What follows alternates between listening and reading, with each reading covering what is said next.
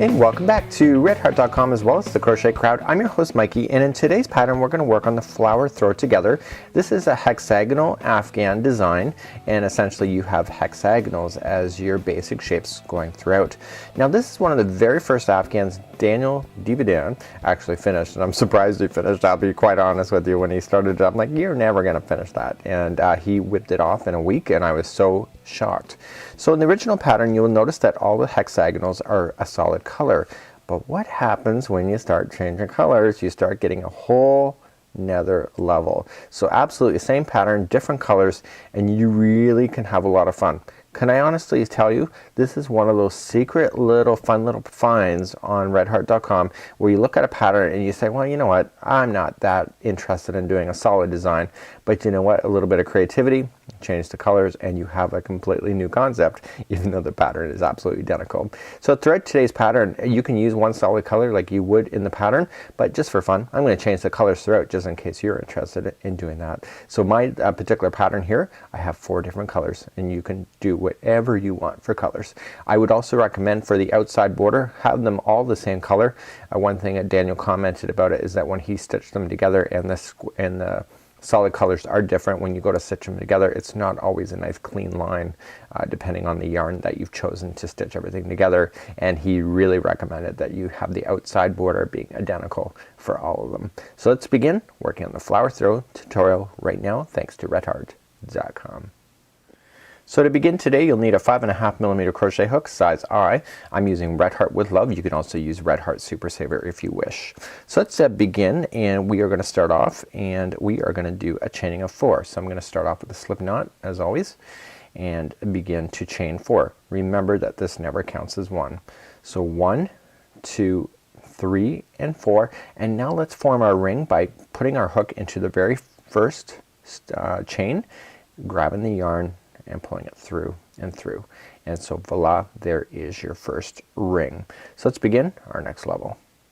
To begin our next level we need to crochet around the center of this ring. So to begin we're gonna chain 1, and then we're gonna go right into the center of the ring 12 more times. So we're just gonna go right into the center, grab the yarn, pull through, and we're gonna single crochet around this ring 12 times. So I'm just gonna start doing that.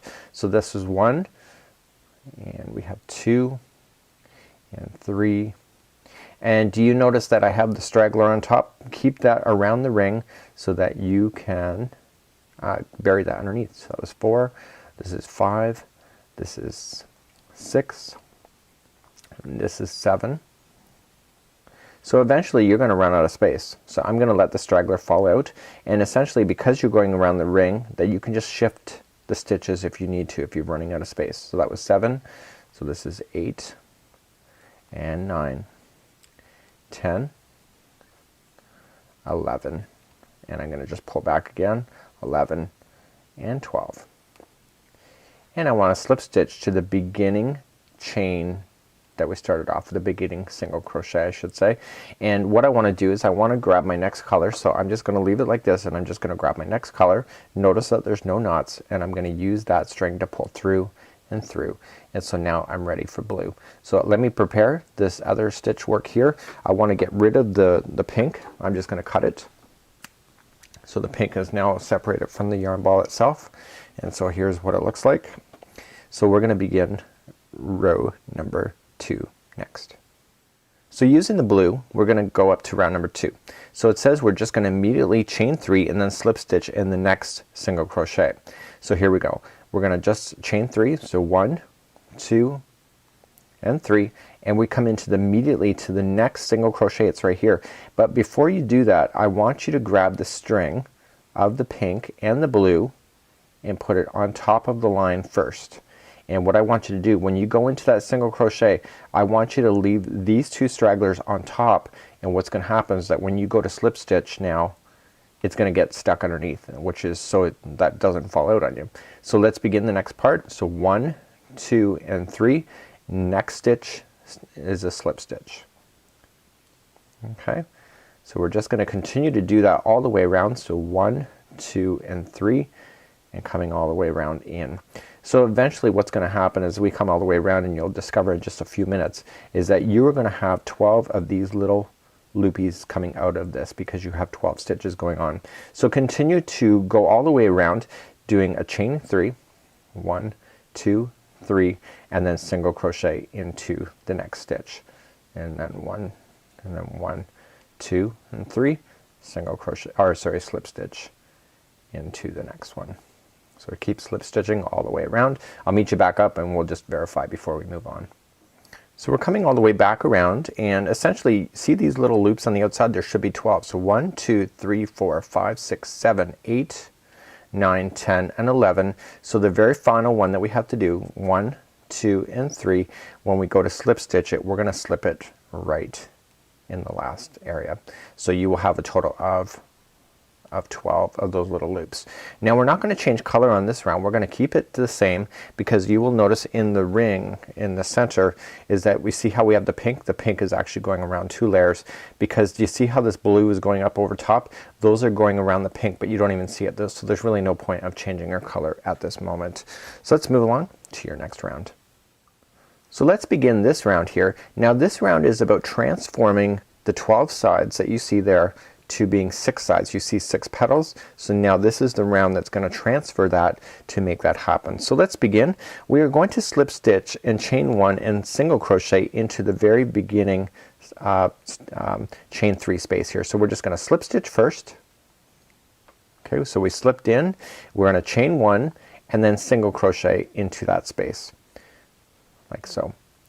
Now what we're going to do is then begin to chain 5. So 1, 2, 3, 4, and 5, and we're going to single crochet into the next chain 3 space. In. Okay, so we're single crochet. We're then going to chain 1 and then single crochet into the next chain 3 space, just like so. So essentially this is what's happening, is that the middle, so basically you have 12 pieces here. One of them is being used in the middle, just like you see in between the 2 spaces. Do you see that? There's 2 leaves. So this is the middle piece that we're working on. So let's begin our next part. So it's chaining of 5. 1, 2, 3, 4, and 5. Go to the next chain 3 space for a single crochet, chain 1, and then single crochet into the next one like so, and then 1, 2, 3, 4, and 5, single crochet into the next chain 3 space, chain 1, single crochet into the next chain 3 space, in chain 5, 1, 2, 3, 4, and 5, single crochet in, chain 1, single crochet into the next one, and 5, 1, 2, 3, 4, and 5, coming into the next one, chain 1, single crochet into the next, and 1, 2, 3, 4, and 5, coming into the next for a single crochet. So you can see now that we have 6 petals going on, 1, 2, 3, 4, 5, and 6, and so we just single crocheted in, but we're not done. We have to chain 1 first and then join it to the beginning of where we started. And so what I wanted to do is that we're going to change the color now to yellow, and when we come in we're going to just grab our yellow, and instead of finishing off this we would just slip stitch it as normal, but instead what I wanted to do is have a generous tail of yellow and bring the yellow through to complete off this round. So let me prepare the yellow to begin, and I'm going to just snap off this blue, or snip it off like so, and now I'm ready to go on to the next round. So the next round we're going to start creating the petal shapes, just like you see. In this case it'll be yellow. So I've just now brought on my yellow, so I'm going to have 2 stragglers now. I'm going to have the blue and the yellow, and so I want to lay those on top of the next petal that we're going to go around. So let's begin. We're going to single crochet into, just immediately, we're not going to chain 1 first, we're just going to single crochet ourselves into this whole chain 5 space. Then we're going to half double crochet, and do you see how I have the stragglers left on top? It's going to get buried underneath the first one. So this is a half double, and now we're going to double crochet. So we're essentially building the leaves up, and now we're going to treble. So 1, 2, we wrap it twice going in, and that is the first half of our petal. So once you get to the first half, just like so, you're gonna chain one, and now let's come down the other side of this petal. So treble, okay, and then double, so we just wrap once, half double, okay, and single. So we've just gone up over top of this whole thing, and what we need to do is that I'm gonna let the stragglers go in behind. I'm not gonna bother with them anymore, and I'm just going to slip stitch to the beginning middle here. So right into that gap, just slip stitch it in, and that'll stabilize it. So let's review that one more time because all the petals are identical. We're gonna single crochet first. We are going to half double. We are going to double. We are going to treble, wrap and wrap. So the first half is done of the petal, so therefore we chain one, and then wrap and wrap for a treble, going back in the other direction. So we're now going down, so we're gonna double, we are going to half double, and single, and when we get in between, we're just going to slip stitch. So continue to do that all the way around. When we come back, we'll start up. We only have 2 more rounds after this. So we're coming all the way back around, and we just slip stitch to the middle area. And what I recommend for you at this point, and it doesn't say to do this in the pattern, but because it doesn't say to change the color, this is my own little interpretation. What I'd recommend is that go to the next yellow here and just slip stitch through. And what this does is that it finishes it off nicer than it would be is if you just stopped. So what I recommend at this point is that we need to trim off our yarn at that point, and I would recommend that you just fasten this off as normal, and I would weave in my ends at this point just to make sure you catch it in between. It's just one of those things you'll have to do. With the granny squares, it's a normal thing. You can also use a darning needle also to hide those.